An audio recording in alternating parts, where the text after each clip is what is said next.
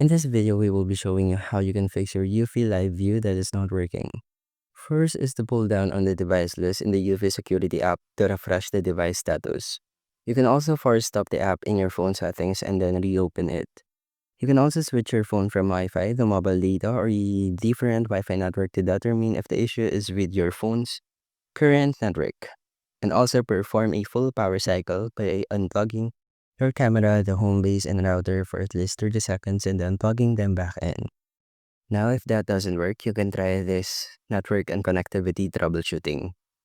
First is to ensure the camera's LED indicator light is solid white or blue, which indicates that it is online and powered.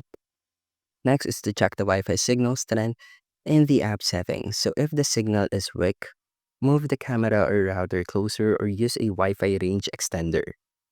And that's how you can fix UV live view that is not working. And thank you for listening.